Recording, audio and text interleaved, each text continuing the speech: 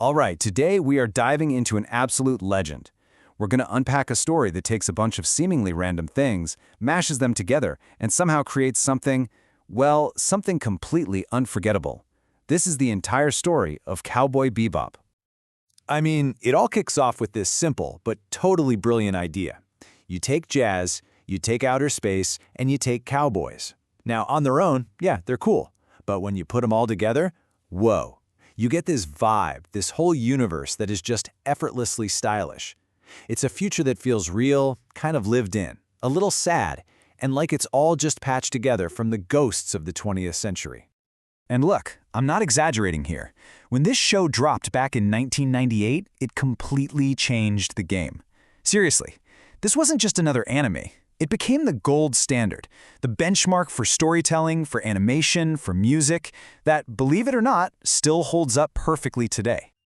So you know what? There's really only one way to start this. We gotta use this show's own iconic phrase. You ready? Okay, 3, 2, 1, let's jam. So let's set the scene. The year is 2071. Humanity has spread out across the solar system, but it's not some shiny, happy utopia. Not at all. And that's where we meet our first two space cowboys, Spike Spiegel and Jet Black. They're just kind of drifting through space on their beat-up old ship, the Bebop. These guys are bounty hunters, or cowboys, as they're called, chasing down wanted criminals for cash. The only problem? They're almost always broke. I'm talking so broke that their big signature meal is bell peppers and beef. Except, yeah, there's no beef. It's a tough, tough life out there on the new frontier. But you know, this duo of Spike and Jet, it doesn't stay a duo for very long. The Bebop, their ship, it pretty quickly becomes this magnet for let's call it a very strange and mismatched group of people who just kind of stumble into their lives, usually completely by accident. So first up, we get Ein. The crew's chasing a pet thief. The job goes completely sideways, and they wind up stuck with what looks like a totally normal Welsh Corgi. Except, he's not. He's a data dog, a genetically engineered super genius. Not that Spike or Jet have any clue for the longest time. Next up, Faye Valentine crashes into their lives. She's dangerous, she's gorgeous, and she is desperately, desperately in debt.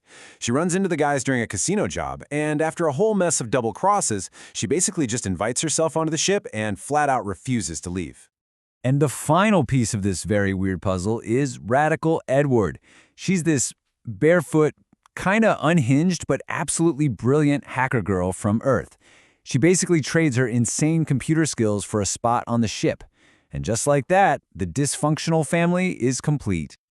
But here's the thing. Cowboy Bebop isn't just about quirky space adventures and chasing bounties. Not even close. The real heart of this show, it's all about the past. It's about this idea that no matter how fast or how far you run, you can never, ever outrun your own shadow. And trust me, every single member of this crew is haunted by something. I mean, they are each carrying some immense baggage. You've got Jet, who used to be a cop until his partner betrayed him, a betrayal that cost him his arm and, more importantly, his faith in the law. Then there's Faye, who woke up from 54 years of cryosleep with absolutely no memories. She's a woman completely out of time. And Spike? Well, Spike is running from a super violent past as a hitman for the powerful Red Dragon crime syndicate. And just to give you an idea of Faye's situation, get this. That's the amount of debt she was hit with the second she woke up. It's basically the bill for a 54-year nap. It's an impossible, totally life-crushing number that pretty much defines her entire existence. And her reaction? It just says it all. I mean, think about it. She never asked to be brought back. She's just thrown into this future she doesn't get, with a past she can't even remember, and a debt that's impossible to repay. That, right there, is the heart of her tragedy. And speaking of the past, Spike's past has a name, Vicious. These two were once partners, like brothers, back in the Red Dragon Syndicate. But here's the split. Spike tried to leave that life behind him, while Vicious, he leaned all the way in, becoming this absolutely ruthless monster who's obsessed with power. Vicious is the one ghost that Spike can never, ever shake. So, as the story moves forward, all these characters start having to confront their pasts, one by one. And that found family they built on the Bebop, it starts to come apart at the seams. It's this really bittersweet truth of the show. This crew, they were never meant to last forever. The first to go is Ed. She finally tracks down her long-lost, super eccentric father and makes the choice to leave the Bebop, taking Ein with her. And it is such a quiet, heartbreaking goodbye. It really feels like the beginning of the end for the crew we've come to love. Faye also gets a clue to her past, an old videotape from when she was a kid. It leads her back to her childhood home, but when she finally gets there, there's nothing left, just ruins. The world she came from is totally gone. And that leaves her with this really painful realization. The Bebop is the only home she has left. In all of this, it's all building to the show's absolutely legendary two-part finale. Spike's past, Vicious, the Red Dragon Syndicate, they're all on a collision course, and you just know it's going to be a final tragic showdown. The thing that kicks it all off? A woman named Julia. She's the reason Spike left the Syndicate in the first place, the woman that both he and Vicious loved, and she just suddenly reappears, yanking Spike right back into the line of fire, because the Red Dragon, now under Vicious's control, wants both of them dead. But then, Julia is tragically killed, and with her gone, Spike knows there's no more running. He goes back to the Bebop one last time. He shares a final, quiet meal with Jet.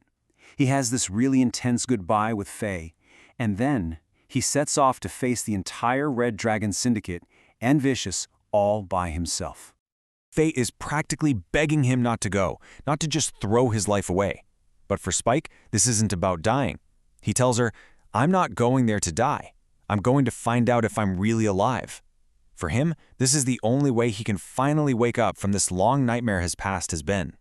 So Spike just storms the Red Dragon headquarters. It's an incredible, bloody battle. In the end, he and Vicious face off, and they mortally wound each other. Vicious falls, dead. Spike, bleeding, barely able to stand, stumbles down the stairs. He sees the remaining Syndicate members just staring at him. He lifts his hand, makes a finger gun, and with this little smile, he just whispers, "Bang." And then he collapses.